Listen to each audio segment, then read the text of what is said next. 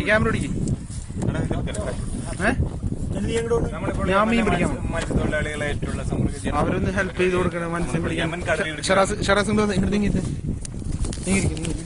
പിടിച്ചോ, video already നടന്നുകൊണ്ടിരിക്കുന്നുണ്ട്.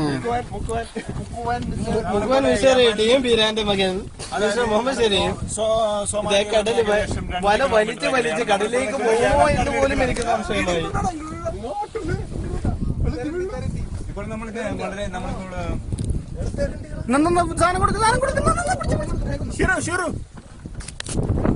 തീർച്ചയായും നമ്മൾ ഒരു കറണ്ടിയെ കിട്ടിക്കൊണ്ടിരിക്കുകയാണ്. എന്താണ് ഇപ്പോഴുള്ള ഏറ്റവും അടുവിൽ കിട്ടിയിരിക്കുന്നത്?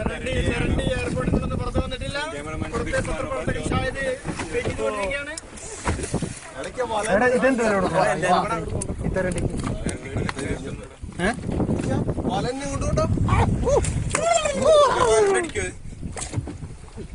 मुश्किल هذا مشكلة صح؟ لا خلاص راح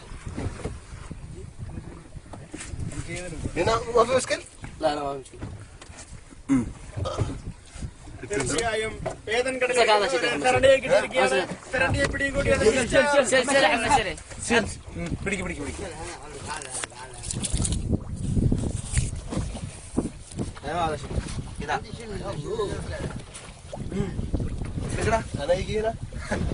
എന്റെ അമ്മ കൊടുക്ക്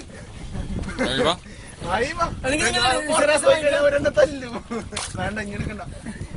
വളരെ മനോഹരമായ ഒരു തെരണ്ടിയാണ് നമ്മൾ പിടിച്ചിരിക്കുന്നത്. കാരണം വെച്ചാൽ ഇവിടെ ഈ യാത്രയിൽ ഒരുപാട് പ്രത്യേകതയുണ്ട്. കാരണം വെച്ചാൽ ഇപ്പോൾ നമ്മൾ നിൽക്കുന്നത് അടുത്ത ഈ യാത്രയെ കുറിച്ച്, അതായത് യമൻ കടലിടുക്കിലൂടെയുള്ള യാത്രയെ കുറിച്ച് നമ്മളുടെ അക്കൗണ്ട്സ് പ്രതിനിധി മിസ്റ്റർ യാസർ നമ്മളോട് സംസാരിക്കുന്നതാണ്. മിസ്റ്റർ യാസർ, ഈ യാത്ര നമ്മെ സംബന്ധിച്ചിടത്തോളം വളരെ വിലപ്പെട്ടതാണ്. കടലിനെ കുറിച്ചുള്ള വിശദമായ പഠനം, അതോടൊപ്പം തന്നെ മത്സ്യസമ്പത്തിനെ കുറിച്ചും മത്സ്യത്തൊഴിലാളികൾ നേരിട്ട് കൊണ്ടിരിക്കുന്ന പ്രശ്നങ്ങളെ കുറിച്ച് സമഗ്രമായി പഠിക്കുകയും അതിന് പരിഹാരം കാണാൻ നമുക്ക് എന്ത് ചെയ്യാൻ സാധിക്കുമെന്ന് മുസ്ലിം ലീഗ് ഉൾപ്പെടെയുള്ള ഐക്യജനാധിപത്യ മുന്നണി ആലോചിച്ചുകൊണ്ടിരിക്കുകയാണ്. തീർച്ചയായും ഈ ഒരു ഘട്ടത്തിൽ ഇതിനുവേണ്ട സാഹചര്യങ്ങൾ നമ്മൾ ഒരുക്കുന്നതാണ്. ഈ തെരഞ്ഞെടുപ്പിൽ അതായിരിക്കും നമ്മുടെ അജണ്ട. മിസ്റ്റർ മുസ്തഫ താങ്കൾക്ക് എന്താണ് പറയാനുള്ളത്? പ്രത്യേകിച്ച് പറയാനുള്ളത് എന്തെന്ന് വെച്ചാൽ ആ തെരണ്ടി മിക്കവാറും അത് കടലിൽ പോകാതിരിക്കാൻ വളരെയധികം ശ്രദ്ധിക്കണം. എന്താണ് ഞണ്ടുകൾ പിടിച്ച് ഞണ്ടുകൾ നീ കിട്ടുന്ന ഞണ്ടുകളെയും ചിരണ്ടുകളും കടലിൽ പോകാതിരിക്കാൻ എന്തുകൊണ്ട് ഇടതുപക്ഷം അതിന് വേണ്ടി നടപടി സ്വീകരിച്ചു? ഇടതുപക്ഷം അവിടെ എന്ത് ചെയ്യുന്നു നിൽക്കട്ടെ. നമ്മൾക്ക് ചെറുപ്പം മുതലേ കടലിനോട് മല്ലിട്ട് ജീവിക്കുന്ന ഷെരീഫിനോട് സംസാരിക്കാം. അത് ഒരു മുക്കുവനാണെന്ന് തോന്നുന്നു. അദ്ദേഹത്തിന്റെ പേര് ഷാഹിദ്. അദ്ദേഹം വർഷങ്ങളായി ഈ മേഖലയിൽ തന്നെ വളരെ അദ്ദേഹത്തിന്റെ ജീവിതം തന്നെ ഈ കടലിന് വേണ്ടി തന്നെ സമർപ്പിച്ച ഒരു വ്യക്തിയാണ് അദ്ദേഹം. അദ്ദേഹത്തെ കുറിച്ച് പറയുകയാണെങ്കിൽ ഒരുപാട് പ്രാവശ്യം യമൻ കടലിടുക്കി തന്നെ അദ്ദേഹം വന്ന് മീൻ പിടിക്കാൻ ശ്രമിച്ചിട്ടുണ്ട്. അതുകൊണ്ട് തന്നെ ഇവിടുത്തെ ആൾക്കാർ പിടിച്ച് തള്ളിയിട്ടുണ്ട്.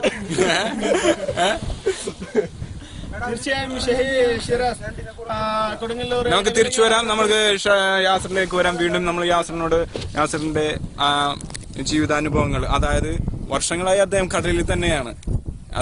അദ്ദേഹത്തെ കണ്ടാൽ തന്നെ അറിയാം നമുക്കൊരു മുക്കുവനാണെന്ന്. ഓക്കെ മിസ്റ്റർ യാസർ, താങ്കൾക്ക് ഈ മത്സ്യസമ്പത്ത് എങ്ങനെ നമ്മൾക്ക് വിനിയോഗിക്കാം?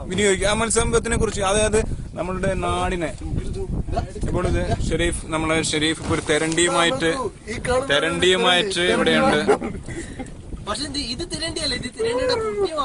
യെസ്, ഇത് ചെറുത്, ഇനി വലുത് വരാൻ കിടക്കുന്നുള്ളോ? ആയിവാ. മത്സ്യസമ്പത്തിനെ കുറിച്ച് പ്രൊഫസർ യാസർ നിങ്ങളോട് സംസാരിക്കണം. മിക്കവാറും അറക്കയും ആവോലി തെരണ്ടി ഞണ്ട് തുടങ്ങിയ വളരെ നല്ല മത്സ്യങ്ങൾ ഫ്രൈ ചെയ്യുമ്പോൾ ക്ലോസിംഗ് ഡ്യൂട്ടി കഴിഞ്ഞ് വരുന്ന അക്കൗണ്ട്സ് ഡിപ്പാർട്ട്മെന്റും IT ഡിപ്പാർട്ട്മെന്റ്, അതുപോലെ തന്നെ സ്റ്റോർ കീപ്പർ മുസ്തഫ ഭായ് തുടങ്ങിയ പ്രമുഖ വ്യക്തികൾക്ക് പൊരിച്ചമീൻ കിട്ടുന്നില്ല. പൊരിച്ചമീൻ കിട്ടുന്നത് 8 മണിക്ക് ഡ്യൂട്ടിക്ക് വരുന്ന അസീസ് മറ്റുള്ള ഭക്ഷണം കഴിക്കുന്നതാണ്. ഇതുകൊണ്ടാണ് താല്പര്യം കാണിക്കാത്തത്. അത് മാത്രമല്ല മട്ടനായാലും ചിക്കനായാലും ക്ലോസിംഗ് ഡ്യൂട്ടി കഴിഞ്ഞ് വരുന്ന ജീവനക്കാർക്ക് മട്ടനും ചിക്കനും ഒന്നും ലഭിക്കുന്നില്ല. ഈ വിഷയം ഞങ്ങൾ നേരത്തെ മെസ് മാനേജർ സുലൈമാൻ സാറിനെ അറിയിച്ചിരുന്നു, മിസ്റ്റർ അരിക്കുട്ടി അറിയിച്ചിരുന്നു, ഇപ്പോഴത്തെ നേതാവ് ഇത് BJP നേതാവ് പ്രമുഖൻ കൂടിയായ അറിയിച്ചിരുന്നു. മുസ്തഫ പിലാക്കണ്ടി ലൈനിലുണ്ടോ? BJPയുടെ ഈ ജലദ്രോഹ നടപടിയുടെ ഭാഗമായി BJPയുടെ കയ്യിൽ മെസ്സിന്റെ അധികാരം കിട്ടിയോടുകൂടി മുസ്തഫയുടെ നേതൃത്വത്തിൽ ഓക്കെ സാർ നമുക്ക് തിരിച്ചു വരാം വീണ്ടും.